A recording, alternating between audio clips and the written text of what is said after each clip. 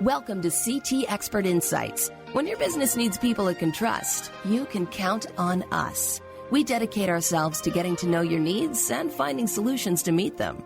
You'll have a team of experts backing you up. Hi, I'm Greg Corombos. Getting your business up and running under these unprecedented circumstances can be a challenge for many business owners. You've got a million things on your mind on how to operate in this new normal, and that could mean some important responsibilities end up slipping through the cracks. But even in a pandemic, you need to meet your compliance requirements, and the consequences for not doing that can be significant. With us today to offer timely advice on staying compliant is Mike Enright, Service Manager at BizFilings. And Mike, thanks so much for being with us. Thanks for having me, Greg. It's good to be with you again. Well, keeping a business open is a challenge in many cases right now, as you well know, not to mention trying to keep it humming at its usual efficiency. So why is staying compliant really more important than ever right now? Yeah, first of all, staying in compliance and compliance can mean a few different things. The big one for small businesses is making sure that your state sees you as an active business. And the most critical piece of staying in compliance, and the one that's most commonly missed, is filing annual reports or filing these annual reports on time. So why is it important? We all know both the state and federal governments have initiated programs to assist small business owners. In those cases, you need to be in good standing to be eligible for those programs and to receive funds. That's probably the most important reason. Just being compliant, so you're eligible for any programs that are initiated either locally or federally. And we've definitely seen an uptick in customers filing reinstatements. Filing annual reports for this is really important. In general, when it comes to state compliance, most states offer a simple search on their website that allows you to see the status of businesses. So it's very possible that a customer, a potential employee, a partner could easily find out whether or not you're in compliance with the state. And if you're not, it can definitely lead to some challenges. The annual reports still have to be filed and annual fees have to be paid to stay in good standing. So it's something that's really easy to look over at this point in time. Mike, just so we're sure that all of our aspiring as well as our existing business owners who are listening understand where we are at this point, explain what it means to be a business in good standing. Sure. So good standing means you've filed all of your annual reports with the Secretary of State. And then states call those annual reports different things depending on what state that you're in. But it basically means you've done all your yearly filings with the state and paid all of your fees. It's something that every state, almost every state, there's a couple of examples out there that don't have these, but pretty much every state requires them. Mike, staying in good standing is especially critical right now, of course. So the loss of good standing can certainly damage your ability to keep doing business. What are some examples of headaches brought on by losing good standing? So the biggest example right now is during the pandemic, as I mentioned, there are a number of programs available to small businesses where, they may have funding that's available or just assistance in these difficult times.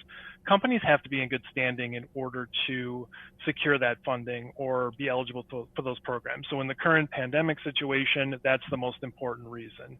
In general, outside of, the situation going on right now, states can levy tax liens, they can levy fines and penalties. So in your mind, you might be saying, okay, I've let this business go, I'm no longer using it. But states could reserve the right to go after small business owners for any fees that weren't paid. In addition to that, just the simple loss of name rights. So if your company goes into bad standing and you want to end up using it down the road, you may find that your name is no longer available because someone scooped it up from you. Lastly, personal liability is a big one with this as well. Once the company is no longer in good standing, business owners can be personally liable for anything that happens with the business. If there was a lawsuit, it could make their personal assets be liable in that lawsuit. Along those same lines as well, we are seeing an uptick in business identity theft. And this is something we've seen in the last couple of years where I mentioned states allow for a search to see the status of businesses. And in recent years, we've been made aware that some scammers will look for businesses that are out of compliance, pay to reinstate it, and then essentially steal the identity of that business, sometimes using the previous business owner's names to do so. So there's a lot of reasons why you want to keep the company in good standing and, reasons that can protect you and also the business itself. So, Mike, we've talked about how to stay in good standing. What can cause the loss of good standing? Yeah, the biggest one that we see with our customers is just the lack of a plan or internal process. So for the business, it's really just a matter of being aware when something is due and expecting it. Every state is different when annual reports and these requirements are due. Some it's every other year, some it's every year. And in some cases, the state doesn't do a great job of notifying business owners when these things are due. I always use the example that you don't get a letter from the IRS when your taxes are coming due.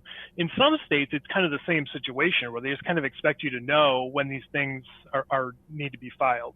Now, some states do send out a reminder, but for the most part, the biggest risk is just not having a plan or not being aware of when these types of things are due. We also find that when states change requirements, that they can change the due dates. I mean, that's happened in a couple of states recently where they've updated whether the fees or when something is due, and it catches business owners off guard. And then also, you can also lose the good standing of your business by not having, specific types of local licenses and business permits in place, which is something that we get a lot of requests to research for our customers as well. We're speaking with Mike Enright. He is the service manager at BizFilings. And Mike, you mentioned just a moment ago that states often do not do a good job in giving you notice that an annual report or some other mandatory compliance measure is about to come due.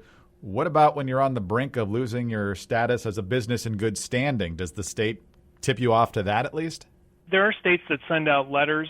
In a lot of cases, for our customers, we're the registered agent, so we receive those letters and forward it on to the customer, and we can sort of augment those warnings to them as well. So in a lot of cases, yes, there's some states where we don't, and the business owner is just kind of left on their own to know when it's due, and if the first time they find out that they're not in good standing is when they want to take an active step to use their business, and then it becomes challenging just because we're left with filing reinstatements, which can be time consuming and challenging and confusing. So, there's a lot of reasons to keep in a good standing. And one of the main ones is, as you just mentioned, states don't often warn you the way that we would often like. Mike, I heard you say there in passing that it can be a complicated process to be reinstated as a business in good standing. So take us into that process a little more. What do you have to do to get that status back? Yeah, I mentioned filing a reinstatement just a minute ago. In most cases, that's how we do it. And we've seen a pretty decent uptick in customers asking us to reinstate their businesses for a lot of the reasons I just outlined. So with the filing that's done with the state, it can be a lengthy process in some cases. We have to, in a couple of different states, request a certain form and a package of information.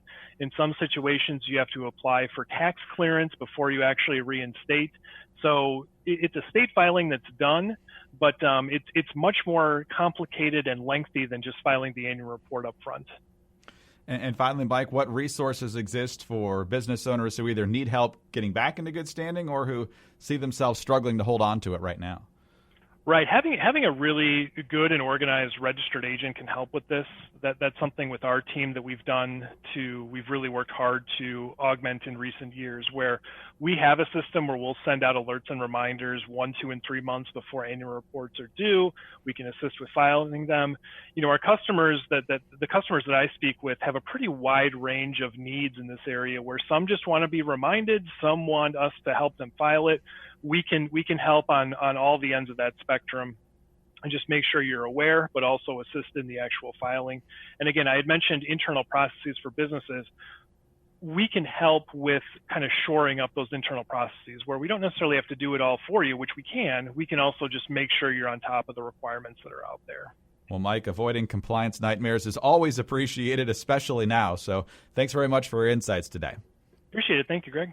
Mike Enright is service manager at BizFilings. I'm Greg Columbus, and for more information on this subject, please visit bizfilings.com. With 125 years of experience, CT is here to help you at every stage of the business life cycle.